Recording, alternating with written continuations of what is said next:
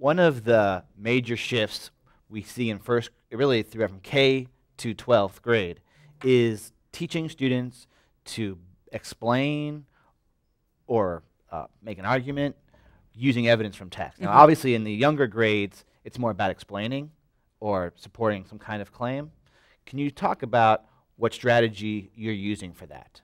We recently did a lesson using the mentor text, What's Arthur's a mentor text? Pet Business. It is real literature. Literature that has been printed by authors. So this is a fiction one, but we can use nonfiction, poetry, and really examine how published authors write and communicate with us. Real authentic text that they're going to model their writing after sometimes. Right. Okay. Right. And so we used Arthur's Pet Business for opinion writing. And in this story, Arthur is trying to convince his parents that he should have a pet. Now, we didn't read the whole book. We stopped before we found out whether or not he got it. Okay.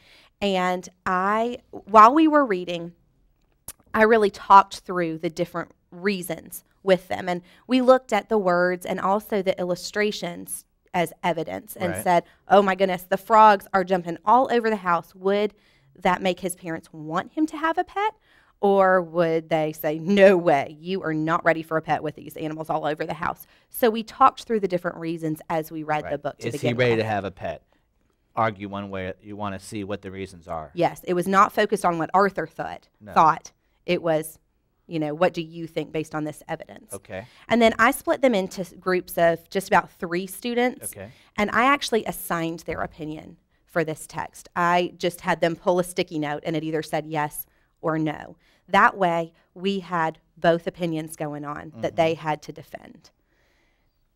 Here's an example of Arthur is not ready for a pet. So their sticky note said no, and that's how they formed their opinion. So all their sticky notes said it was no. It said no, or it said yes. Yes, but then they had to write a sentence that's an opinion. Right. Based on the story. Yes. Okay. And they worked together. This, you can tell it's very sloppy. This was their brainstorm. Was this hard for them?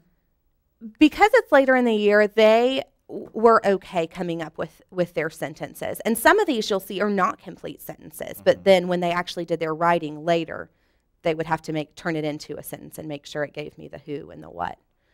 So Arthur is not ready for a pet.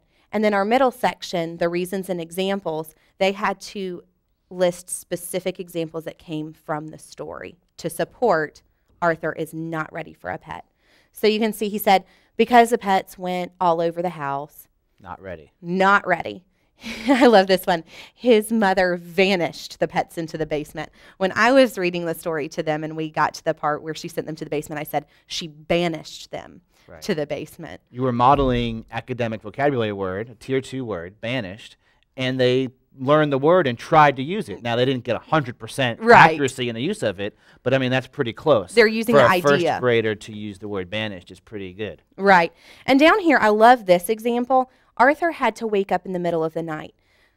This is a fantastic example, in my opinion, because both groups use that same example, but they explained it in different ways.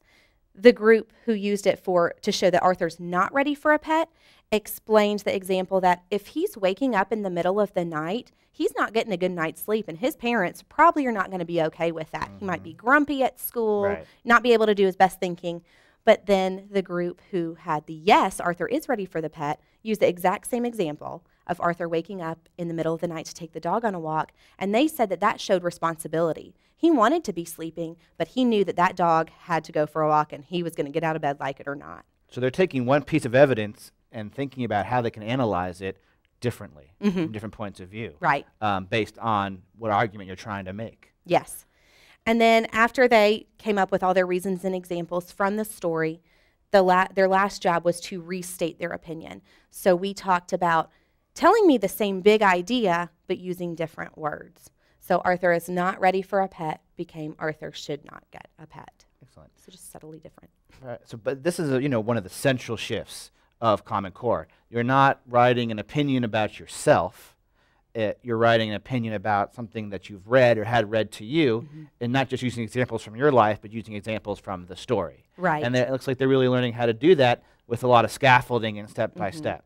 And because they worked together in a small group, they were able to support each other during this brainstorm piece and then they independently wrote letters to me Okay. stating their opinion and then further explaining their examples. Thank you. In our last section, we're going to look at how you bring it all together with the science and social studies and how that looks in the context of literacy. All right.